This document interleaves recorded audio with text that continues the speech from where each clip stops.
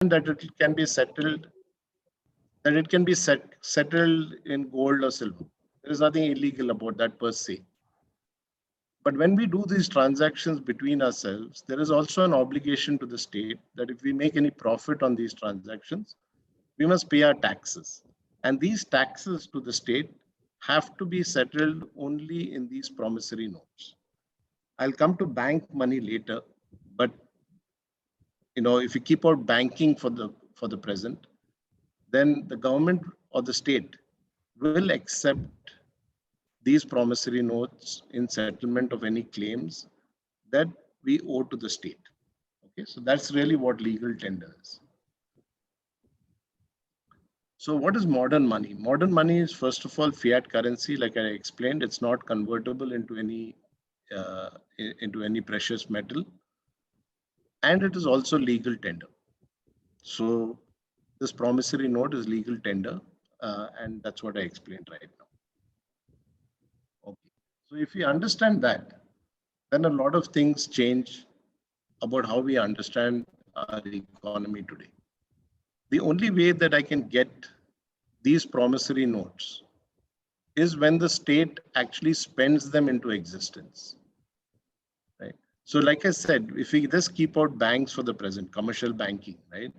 And we have to settle our obligations to the state with these promissory notes only. Then the government has to first spend these into existence, and only then can we possess them in order to settle our obligations to the state, right? So this is very fundamental, because what we often think about is that the government collects taxes and then spends. But if you really think about it, unless the government spends these currency notes into existence, these promissory notes, we cannot pay our taxes using these currency notes, right? Because at the end of the year, when you have to pay your taxes, all of you know that we cannot use gold or silver, right? Your income tax dues cannot be settled in gold or silver or dollars. It has to be settled only in rupees to the government of India, right? So how do we get the currency? The government has to first spend it. Only then can we obtain it in order to settle our dues. Okay.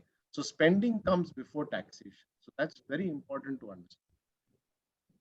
And the currency that you have in your wallet today, you all have, carrying some amount of currency with you. Really think about it.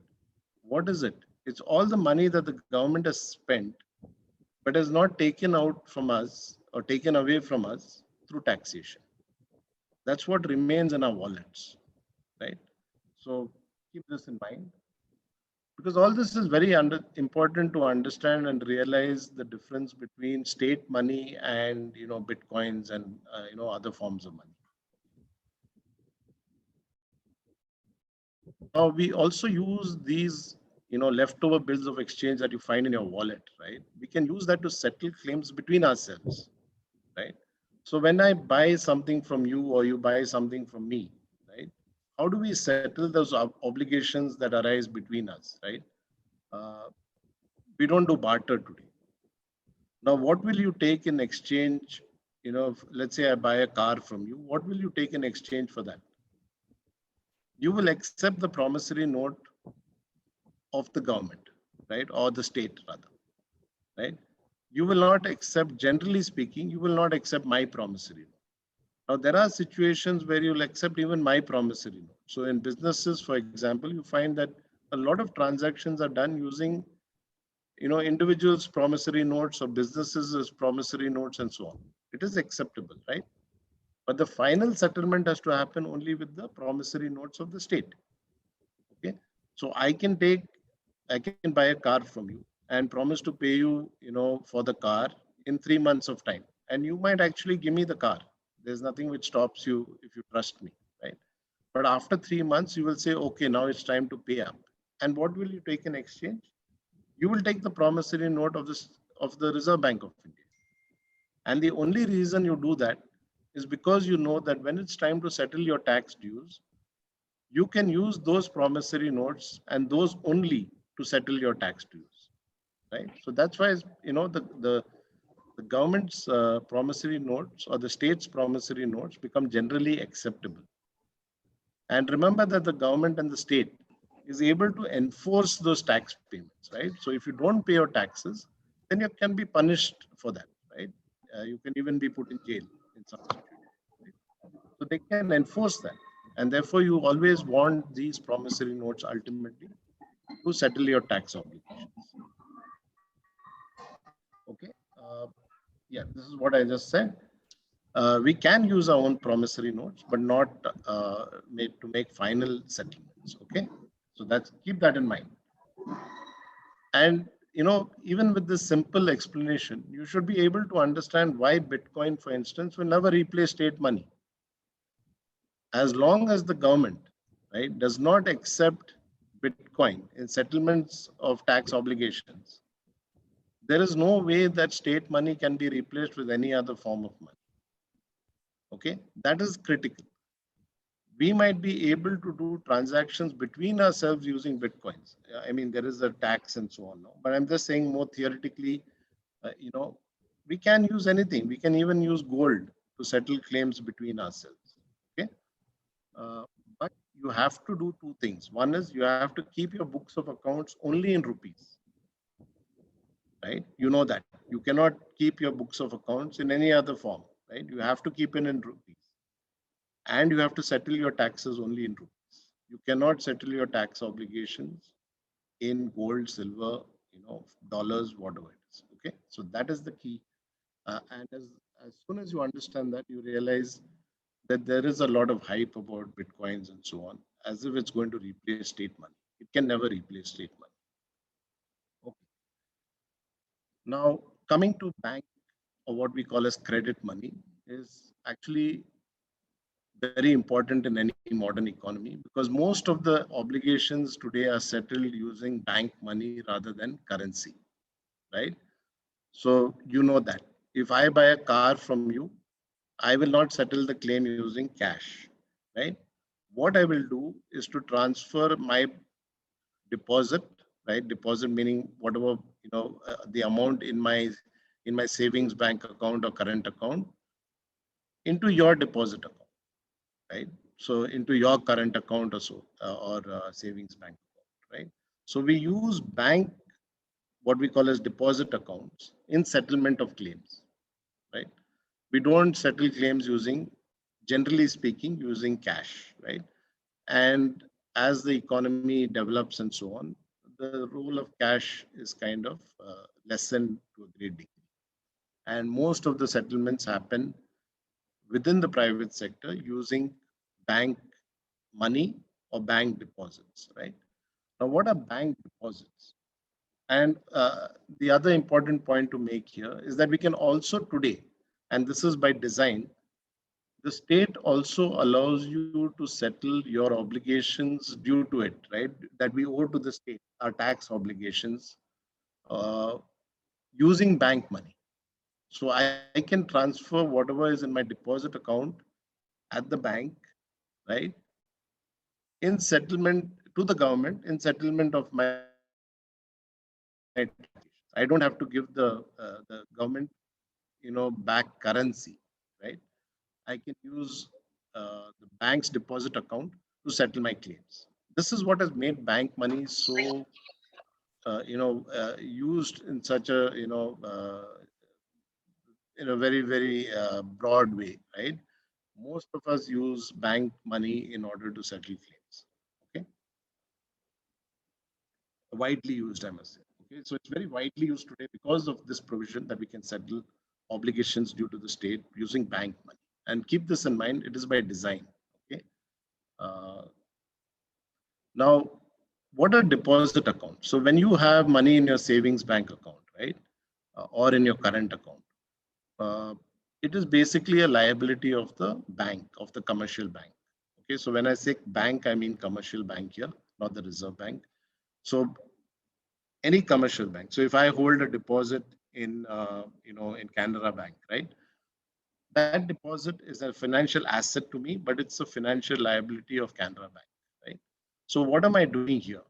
I'm settling my obligations due to you or due to the state, owed to you or owed to the state, using the financial liabilities of commercial banks, right? When I use cash, I am using the financial liabilities of the central bank. Okay. So modern money should be understood as more as financial liabilities, right? If you read even a basic book like Mankiv, the way they define money today is as an asset.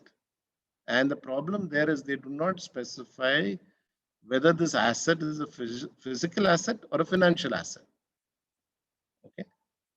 Today, most of the transactions are settled using financial liabilities, right? Either I can do it with my own financial liabilities, but then I have to settle it using the commercial bank's financial liabilities at some future date, or the financial liabilities of the central bank. Okay, so we are using financial liabilities. The problem or the difference between a physical asset and a financial asset is that a physical asset will not appear in somebody else's books of accounts. Okay, so if I hold gold, for instance, it appears in my balance sheet as a physical asset, but it's not going to appear in your balance sheet as a physical liability. There's nothing like that, right? But if I hold a financial asset, then it appears in your balance sheet or somebody's balance sheet as a financial liability. Okay, so that's very important to understand. Okay, so modern money is basically financial liabilities. We use financial liabilities to settle claims. Okay. Now, how does interbank settlements happen, right? So let's say I owe you a lakh of rupees for buying the car from you. I transfer my deposit account, which I hold in Canara Bank, let's say to your deposit account, which you hold in Maharashtra Bank. Okay. But now Canara Bank has to settle the account with Maharashtra Bank because only then my deposit account gets transferred into your deposit account in some sense, right? But how does that interbank transaction take place? Now, Canara Bank cannot issue a check in favor of Maharashtra Bank, right? That's not how the settlements happen. The settlements happen through the Reserve Bank of India. And what does the Reserve Bank of India do? It transfers the reserve account held by Canara Bank, whatever sum is involved in this case, 1 lakh of rupees, into the reserve account of Maharashtra Bank held at the Reserve Bank of India. So all the commercial banks, as you know, hold reserve accounts at the central bank, at the RBI, and the RBI would settle interbank claims using their own financial liabilities, which are reserve accounts, right? So reserve accounts appear as a liability in the RBI's books of accounts. Okay, so we are using, either cash, which are financial liabilities of the Reserve Bank directly, or we are using deposit accounts, which are financial liabilities of the commercial banks to settle claims. And banks, commercial banks, are using the financial liabilities of the Reserve Bank of India to settle interbank claims. Okay. So you must see the whole system, how it works, right? And ultimately, in some sense, unless these financial liabilities are issued right by the state, we cannot settle claims, right? So if we do not have cash in our hand, how do we settle claims, right? If the government doesn't have a deficit in some sense, where it spends more of these currencies than it collects as taxes, then we do not have these financial liabilities in our hands as financial assets in order to do our transactions. Okay. So yeah, this is very important to understand. Okay. What is digital money? I think digital money is just money, which is in a digital form rather than a physical form. It's as simple as that, right? So, it's like using an email instead of using, email or registered post. Okay. It doesn't change the essence of it. It just changes the form in some sense. Okay. So I think there's a lot of hype over this. Of course, it makes settlements much more convenient, much faster, and so on. And most of the transactions that we do today use digital money, right? So when I make a bank transfer to you, I'm doing it digitally, right? I don't have to do it with a check and so on. Okay, so that's sort of going away because there are unnecessary use of resources, real resources, and all. Okay, so I think that's really what digital money is to me. Okay, uh, and most of the transactions today, like I said, are using bank deposits, right? So in an economy like the UK, for example, M1, you all know what M1 is, cash plus deposits. Cash is only 3%. 97% is deposit accounts, and deposit accounts are money, right? M1 is really money. Why is it important? Because we do a lot of transactions, which all are recorded into GDP, right? All those transactions are carried out using bank money. Okay. Uh, So yeah, these are the modern forms of digital money which we use: UPI, NEFT, IMPS, RTGS, and so on, which are really making it faster and faster to transfer money and less cumbersome and so on. Okay. Now the question is, when it comes to why people might still want to use physical assets, right? Uh, like for example, gold or even Bitcoin or whatever, right? Why they might prefer these to using you know uh, uh, digital money, right? Including bank transfers and so on. One is of course anonymity and traceability, right? But I think this is most of the transactions we don't want this. And as far as we are talking about the legal economy, right? There is no big difference between the two. Okay. uh, we also the traceability aspect is a little bit on confusion there about bitcoins and so on. And what I've understood is that most of the transactions are also traceable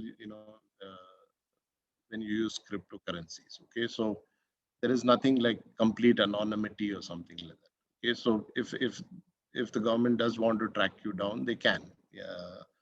So there's no real big difference on that front, right?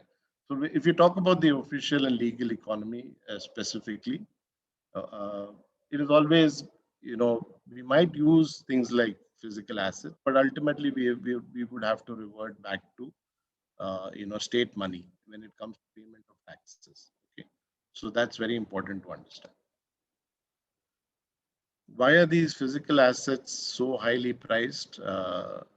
One reason could well be speculation, right? So, the role of gold, for example, in the modern economy is really very minimal, right? But we still find that central banks hold large deposits of gold.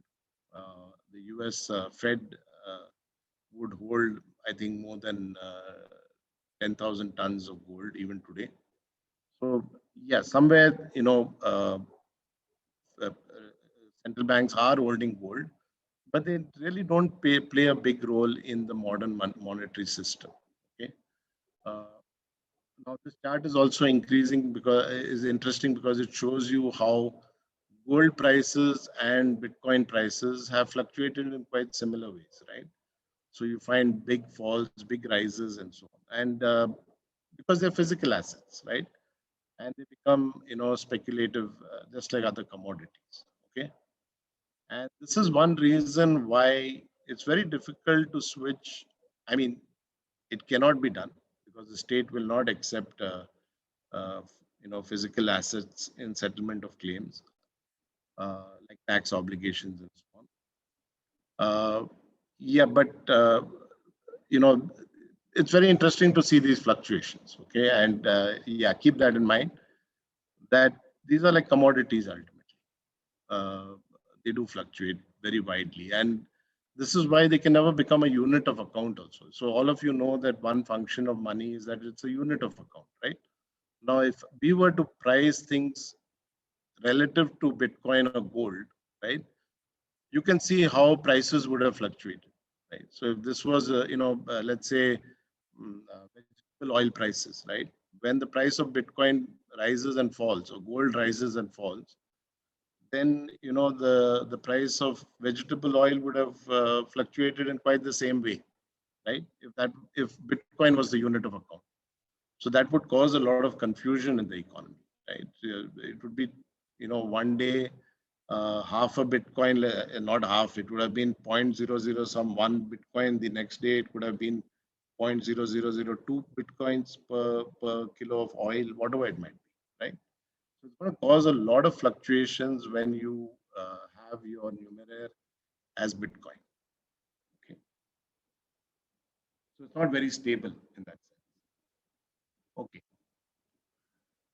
let me now come to CBDCs, because I think that this is where the action is. I don't think the action is very much with Bitcoins and other cryptocurrencies and so on. I think the real disruption is going to happen, if it does happen, with the introduction of central bank digital currencies. Okay, so I'm going to focus a little bit on this and commercial banking, because I think this is really something I have thought of as the key. Okay, so you know what central bank digital currencies are?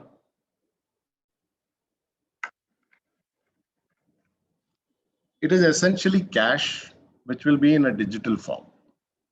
Okay, so the relationship to cryptocurrencies as a payment instrument is primarily whether or not they utilize the technology. Okay, and whether it's going to create a decentralized system. But really, for me, that's not the key. Okay, they could use either crypto technology or maybe some other technologies, right? Uh, but in terms of money, right, what will this imply? If we do, if, and the budget this year actually said they're going to introduce CBDCs, right? How is it going to change money as we understand it?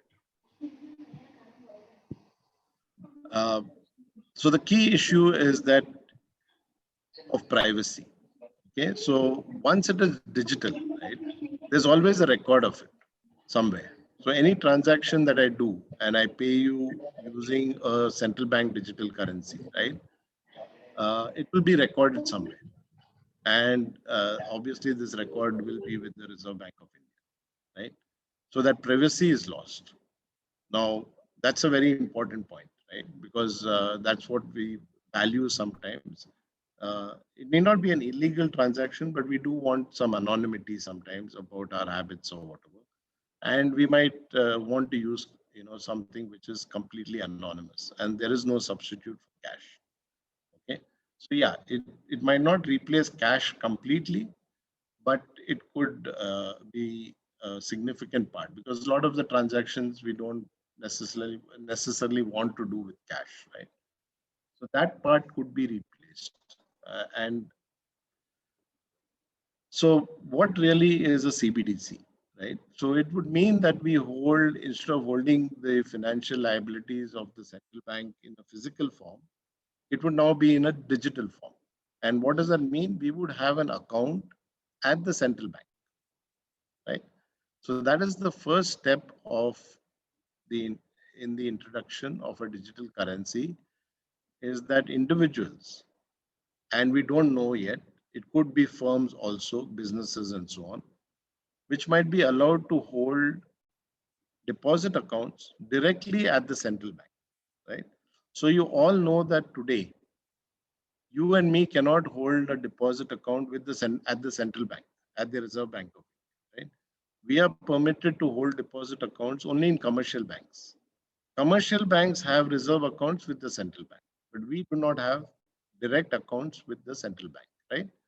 When the RBI introduces a CBDC, we would be bypassing the commercial banks and be able to hold a deposit account directly with the central bank, right?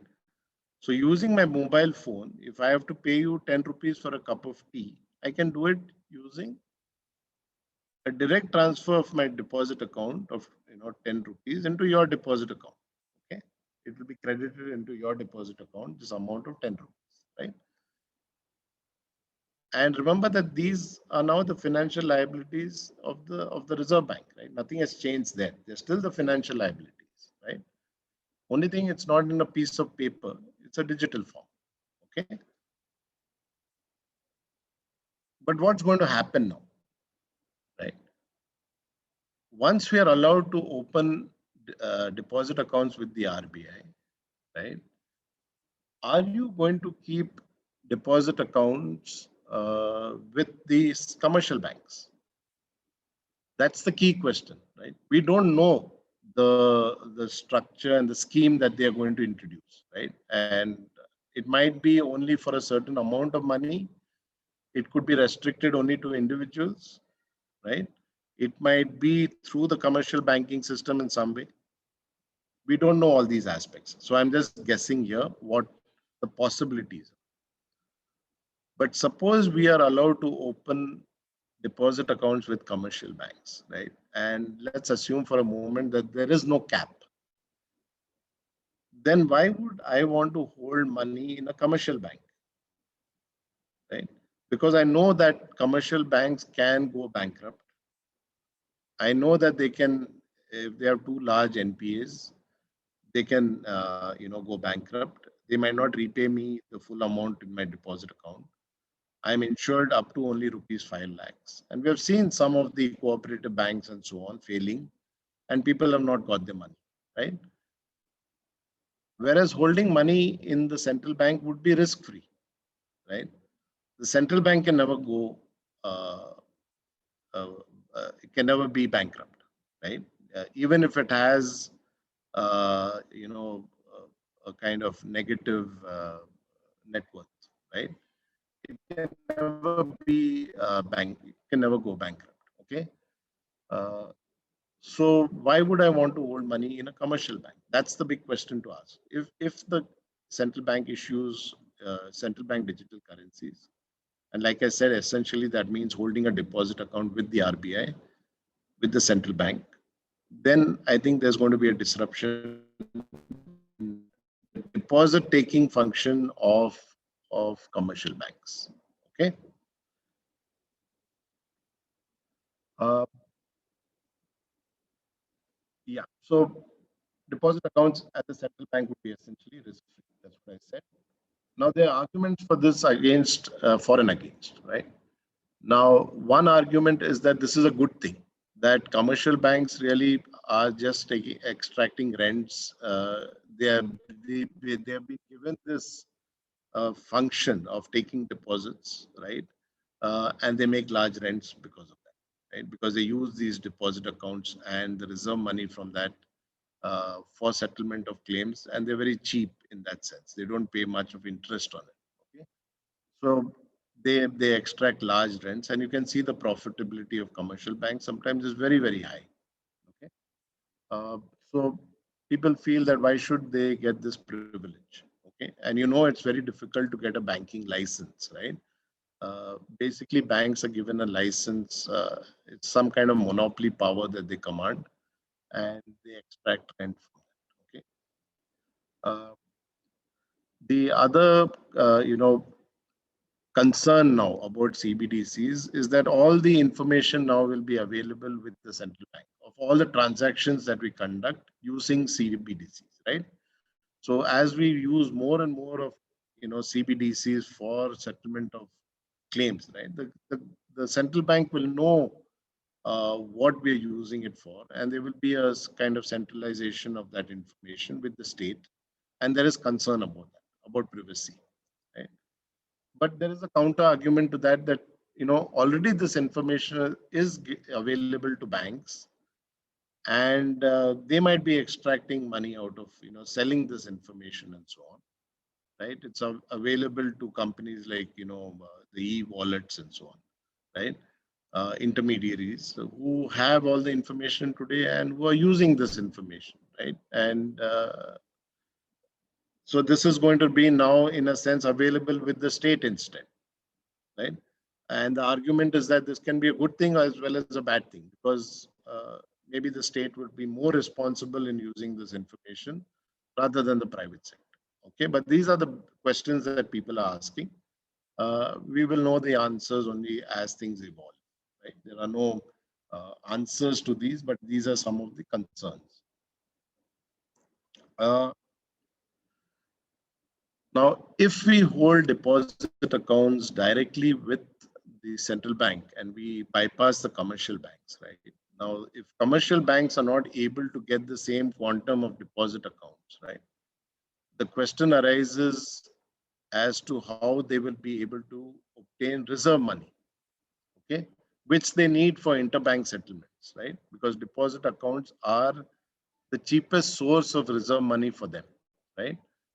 If that source is somehow constrained, then how will they get reserve money? And the answer to that is only through capital, okay? It is only through capital that they can get access to reserve money. And this really makes banks equal to what we call as financial intermediaries or non-banking financial companies, okay? So they would then be reduced to the same status as a non-bank financial company. Once we take away this, or once people start to deposit account, or deposit their money, or keep accounts only at the reserve bank, which is likely to happen because of the risk being so minimal with the reserve bank, then I think there is a problem for the commercial banks in raising deposits. Okay, and which would then mean that they would have to depend on capital entirely, and they become very similar then to a non-banking financial company. The capacity to leverage would be reduced enormously, right? So yeah, this is my first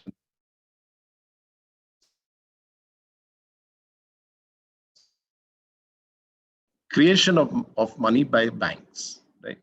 Now, very often our idea of commercial banking is that they take deposits from people and lend those deposits, right? They act as a financial intermediary, right? To repeat, they take deposits from you and me and lend those deposits to the borrowers, right?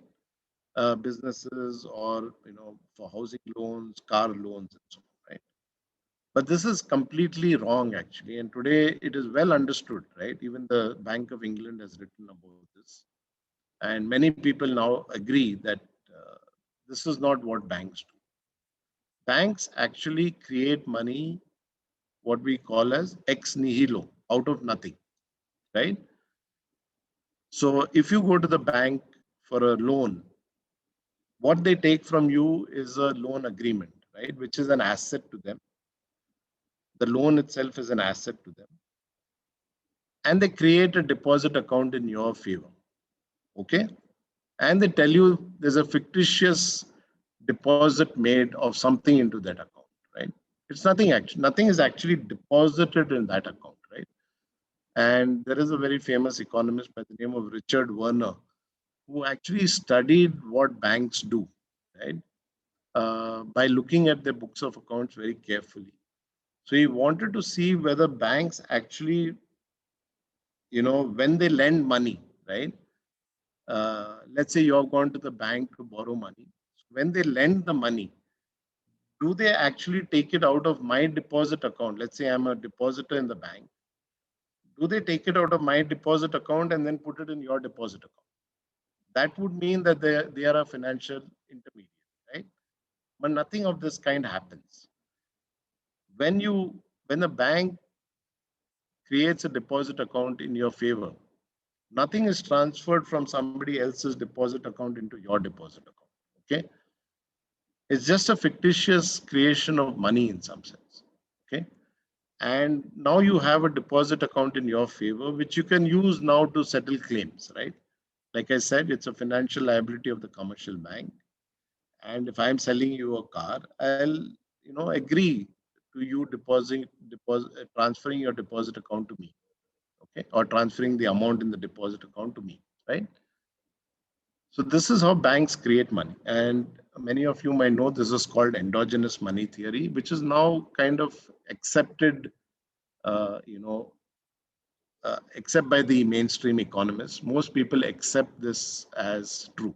Like I said, even the Bank of England has written on this and said this is the way things actually work. Banks create money, and the whole point of giving a bank a license is the license to create money. Okay. So this is a very important function of banking. And this again, let me reemphasize, is by design, right? Because we all know that credit drives an economy, right? Credit comes before production. So the actual sequence is that we start with credit, it then becomes production at some point, right?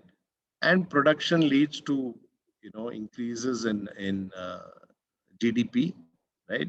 Increases in income, and what we save then comes back into deposits.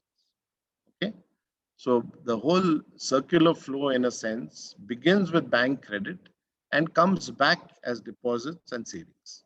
Right? The circular flow doesn't begin with savings; it begins with investment, and this investment depends on bank credit. Okay. Now, the reason why you know banks were given this power to create credit is because throughout the 19th century and mid 19th century onwards, it was felt that banks would be better able to understand what the markets needed in terms of credit. Okay, I don't mean stock markets, I mean generally the demand for credit, right? So businesses, industries, and so on, they need credit, right? If you have a decentralized banking system, the banks would be closer to the ground level, in a sense, where they would be able to say, yes, this industry needs money, credit, right? It is going through problems or it is growing, whichever way, and they need credit, right?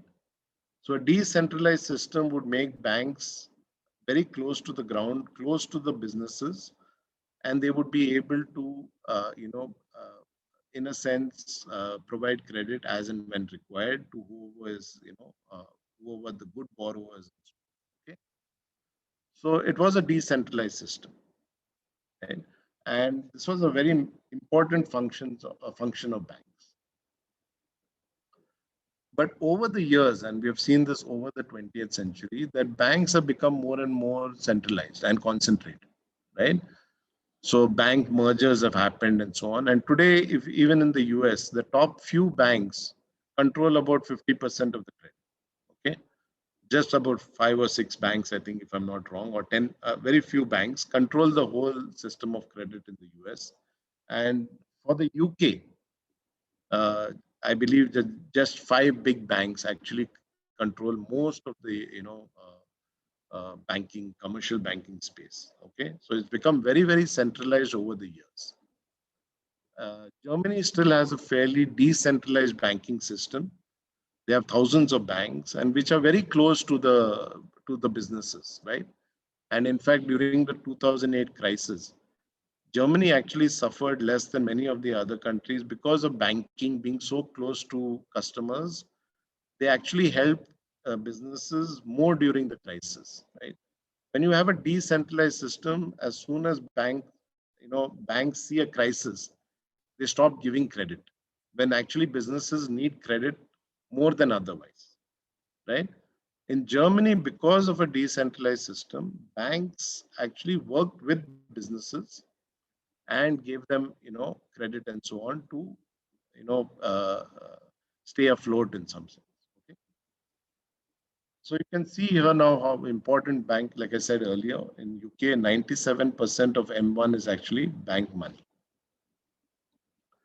Uh, yeah. So what is happening over the years is that banking has become more concentrated, and this is a big danger, right? Because now what's happening is banks decide, which industry should grow, which industry should get credit, which should not, and so on, right? So they are actually, in a sense, you know, deciding on the path of growth and development of a country. Okay, and that's the power of a bank. So concentration is obviously something which is, which could become dangerous, right? Uh, yeah. Now you can think of this concentration getting, in some sense, absolute, where you have only one bank which decides, and that could be the central bank, right? Now the central bank itself can create credit. You don't need, the commercial banking system to create credit, right? Why would you need that? Because the central bank can do it. Today, the commercial banks create it, and then the interbank settlements happen through through reserve accounts and so on. We can eliminate that whole process with CBDCs, and the central bank itself creates credit, right? So if I want a loan, why should I get it from a commercial bank? I can get it directly from the central bank. And there are no interbank transactions and so on. So everything gets very streamlined, but very concentrated, right? Now the question is, will the central bank be able to understand the needs of businesses if it is so centralized, right? Because like I said, commercial banks, because they have, their ears and eyes on the ground, they are able to understand the needs of businesses, right? But if you have a highly concentrated bank, right, how will it understand the needs of businesses?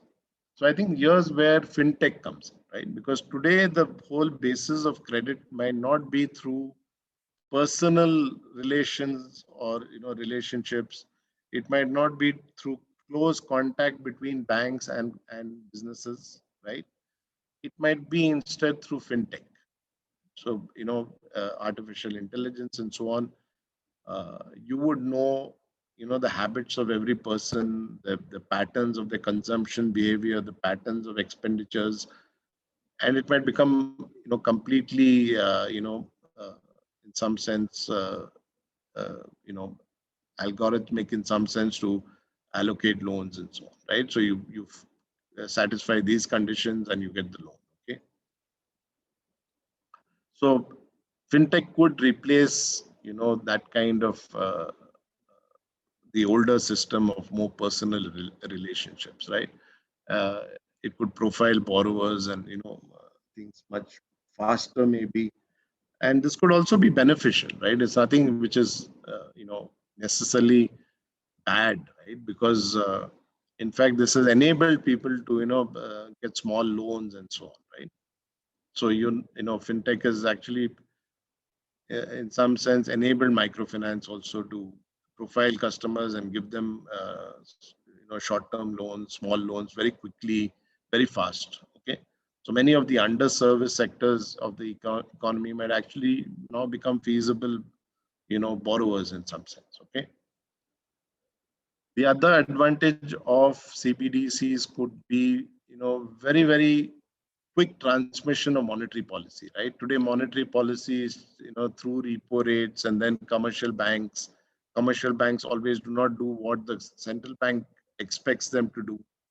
So central bank might reduce interest rates, hoping that the commercial banks also cut interest rates.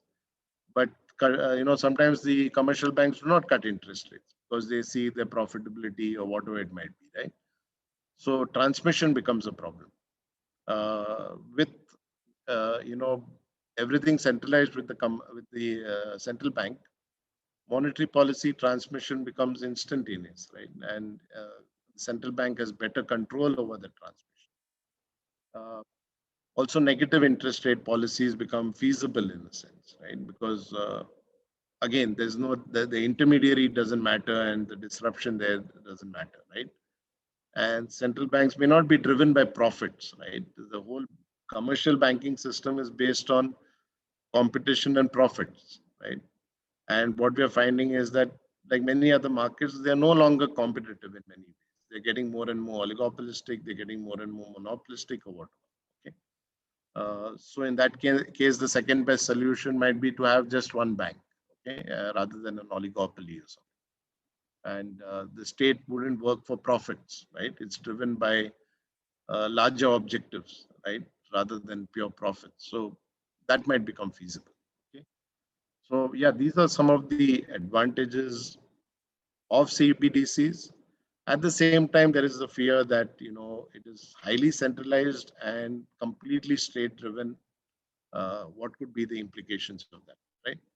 Now, India is planning to introduce CBDCs, but we don't know what the scheme is going to be look like. What's going to be the how they're going to start. I'm sure they're not. If you read the debates in this space, right, what they're saying is that a lot depends on how the state is viewing things, right? If they want commercial banks to thrive, they can do it with the commercial banks, right? But if the central bank is looking at a more centralized system, then they can disrupt commercial banking completely and fast. Okay? So anyway, in the case of India, this is more general. In the case of India, we would have to wait and see what the scheme looks like. There might be restrictions on the amounts of account on the amounts we can have in deposit accounts at the central bank. So these, right? All these things will become clear over time, but we have to wait and watch. Okay, but yeah, for me, this is the big picture and the big changes that are likely to happen. So I'm not so concerned in some sense about bitcoins replacing state money, or cryptocurrencies and gold or something like that, right? I see that the major disruption in the coming years could be in the commercial banking space. Okay, and Mark Carney, who was the former governor of the Bank of England, actually says that this is inevitable because technology would change everything, right? Maybe we can go on for some time with commercial banking, but ultimately it would have to undergo a change the way we know it. Okay. So yeah, this is where I think we'll stop. I'll stop my talk and yeah, I'll open it up to questions. Okay. Thank you. Thank you very much, sir, for your excellent presentation. Of course, we understood many things. Uh, yeah, now the floor is open to Q&A. I'll take off this slide. Yeah, sir. Yeah.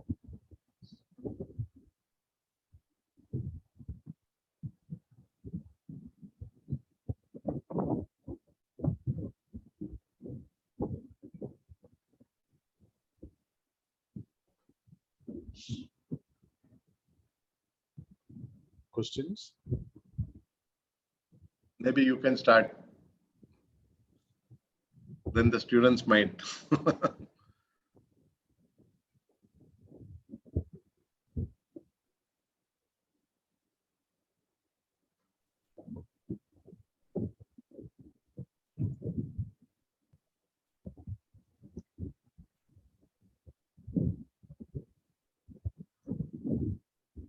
Somebody has a Hello, question. Yes, I think there is hello, one. sir. What safeguards do we have in place to ensure the security of the CBDC and citizens' privacy? I don't know. There is, see, ultimately, the state would decide, right? Even today, the state can obtain information about any transaction you do if they want to. There are mechanisms, even if it's done through the private sector, right? If there are reasons and they want to obtain information, they have the right to obtain that information. Right? So, yeah, I don't think there would be any absolute privacy. That's the problem, right? As soon as it goes digital,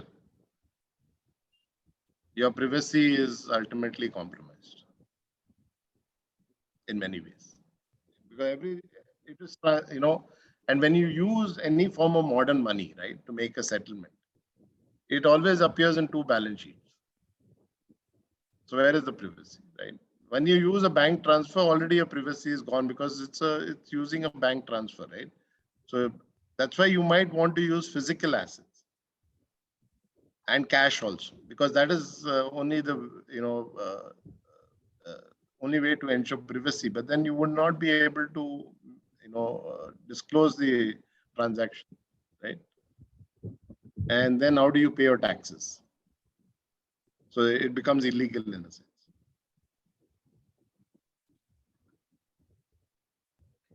Sir, there is Thank you. another question. There is one more question. Can central bank digital currencies go global? If yes, what are its implications? I don't understand what go global is, exactly what you mean. So the Indian CBDC cannot replace the US dollar. or the US dollar cannot replace India's CBDC. It can never become a reserve currency immediately. I think there is a lot of discussion here about, there's Chinese CBDCs replacing dollars as the reserve currency. I don't see how that can happen automatically. Why would that happen? I don't see. Maybe it becomes faster to do transactions and things like that, but I don't see it as a replacement, if that's what you mean by global. But yeah, we can. Yeah. So what exactly is go global? I wouldn't know. Maybe you can clarify. There is another question that even if CBDCs cause commercial banks to go out of business, everything will be centralized. So what would be the problem? Question from Already, see, the problem is already happening. It's already getting more and more centralized, right? Only few banks are controlling everything now. It's no longer a competitive space like most industries, right? Even retail is now centralized, right? So why not have just one? It might be better, right? That's what I'm saying here. That we are worried that the state will get the information, right? But that information is already available to them in some sense.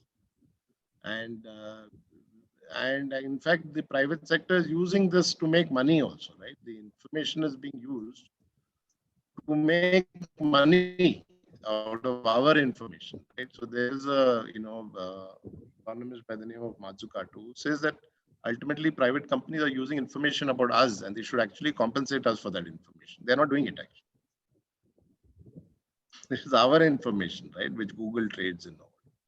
So they are not compensating us. And in fact, it might be better if it's more centralized with the state. They might not use it for for profits. So they might use it for, tracking maybe illegal transactions or something like that, maybe. But they might not be so, thinking about profits as the motive there. So yeah, these are the bigger questions. I'm just saying that I wouldn't know the answers to all of them and how things might evolve. But yeah, these are the likely, disruptions that are likely to happen. The system is entirely disrupted already in some sense. When cash went and banks, yeah. So Good evening, sir, yeah. sir. My So name there is is Anjana. one more question, sir. Anjana, please. yeah. How can central bank digital currencies help in financial inclusion? Can it work towards reducing wealth inequality in India? Yeah, I think, like I said, right, because I think fintech would actually make that possible, right? Because a big problem is to give credit, small loans, and commercial banking is not a viable form, right? There, through fintech, it becomes more viable. And if you've seen some of the African countries and so on, they're doing, people can just offer small loans. The information is available. People are profiled quite, easily, and that makes it viable in a sense, right? Otherwise, if you go for a, 20,000, so you have to go to microfinance kind of institution and so on. But I think, yeah, if this information becomes available to a central bank and you have a small deposit with them, they can give you a small loan using fintech, because there's no personal kind of, requirement here anymore. They don't have to know you in a sense, because they know all about you. Because of your telephone and your GPS, they know everything you're doing. Right. So it is a danger also, but it opens up possibilities also. Where it settles, we don't know. Anjana? So good evening. My name is Anjana. Sir, so I upon CBDCs and I found that in countries China, what they do is the CBDCs are not interest bearing and they have placed a limit on having a CBD. So can such measures be implemented in India? And if measures are implemented, what will be its implications? I am sure that they will start with these restrictions. They will not open, it in such a way that, suppose the RBI accepts to open deposit accounts of individuals like you and me with them. Why will I go to a commercial bank at all, right? I will transfer all my money the same day into the Reserve Bank. It's absolutely secure, right? Any bank can otherwise go, and the, recent laws which might come in, bail-ins and so on. I would always feel insecure with commercial banks. So, this is very disruptive. So they won't do it. They would put a restriction of maybe 5,000, 10,000 rupees just to replace petty, small transactions of cash. They might look at it more as a replacement of cash rather than a replacement of commercial banks. But the contention here is that once technology is there, right, change is inevitable. It need not happen first in India. It could happen somewhere else, and then change is inevitable. You cannot carry on with the old system. Somewhere there will be contradictions and things will change. Okay, we don't know how long it will take. It might take 5 years. It might take 10 years. It might take 25 years. But it is in some sense inevitable that we have come to a stage when commercial banks, their traditional role, because of technology, might get completely disrupted. So yeah, I'm not making any assumptions and presumptions because a lot of factors would be involved. Hello, sir. I am Joe. Yes. I have a question that does inflation and value of cryptocurrency correlated? Does inflation and Value of cryptocurrency correlated? I mean, does crypto create inflation?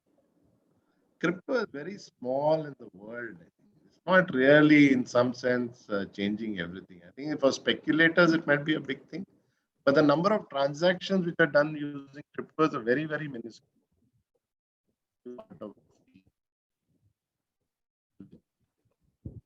So it's very small. It's hardly anything. It must be, I don't know if somebody knows the number, but it's 0.00 something. It's very, very small. So I don't think it's just like gold. It's just like gold in many ways. It's better than. But in future, when it prices, its transaction prices, will it create inflation? I don't see that. It won't cause inflation. I think it reacts to inflation rather than as a cause of inflation. And I see it very close to gold in the sense that it might be a replacement for gold rather than a replacement for state money or bank money. That is my contention, is that Bitcoins are a physical asset. See, Bitcoin, if you own Bitcoin, right, it's a physical asset. It doesn't appear in anybody else's books of accounts as a financial liability, okay? Just like gold. So I think it's a replacement of gold rather than a replacement of, modern money. And the second point I want to make about gold is that what I understand is, why is gold still so important? If you really think of it, it doesn't play any role in the monetary system. But why are central banks holding tons of gold? Somewhere I feel is that if there is a major crisis in the world, right? It could be sparked by wars or whatever it might be, we don't know, right? Where we don't have any international currency which is stable, okay? Including the dollar. Let's say there's a major crisis in the US. It could be triggered by war. It could be triggered by a financial crisis. And there is, the US in some sense sinks in some sense, okay? That it becomes, kind of dysfunctional economy. Okay, just as an assumption. I'm not saying anything of that is happening, but I'm just saying, then how will countries carry out transactions between themselves, right? Can we really engage in international trade or international finance using any other means of exchange, right? In a major crisis, I think we might have to revert to gold in a situation like that. And that is why maybe countries still hold gold reserves. Okay, you know that, right? So Europe, for example, still holds, central banks still hold, major gold reserves. Their erstwhile central banks like Bundesbank and so on, they still hold gold reserves. Okay, so gold, I think, somewhere is being held only because of a small probability of a global crisis of a very, very, severe magnitude, some kind of black swan event or something. Otherwise, I don't see what reason there is for central banks to hold 10,000, 8,000 tons of gold. But that is only going to be a short-term solution, because we cannot carry out all the transactions using such limited amounts of gold, right? It's going to cause deflation. So I think that is out of question. Gold cannot be a replacement for modern money. Neither can Bitcoin, which is restricted to 21 million units or something like that. So all that will not be sufficient to carry out global transactions. Impossible. The beauty about modern money is that it can expand with an expansion in the economy, right? So, that's what keeps its value stable. Yeah. Sir, there is another question. I don't know her name. What about digital currencies and digital coins, especially in LDCs?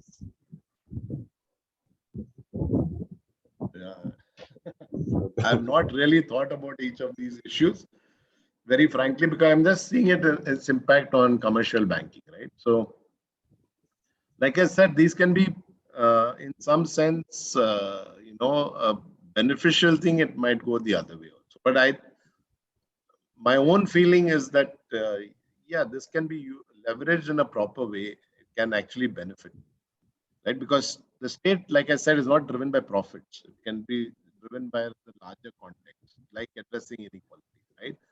A commercial bank will not be driven by inequalities per se, because it goes against its objectives of profits, right? So that's why they don't allocate resources to sectors like maybe agriculture and so, right? It's only the state which can do it. Now, what the state chooses to do is a bigger question, which I can't answer. Any other questions?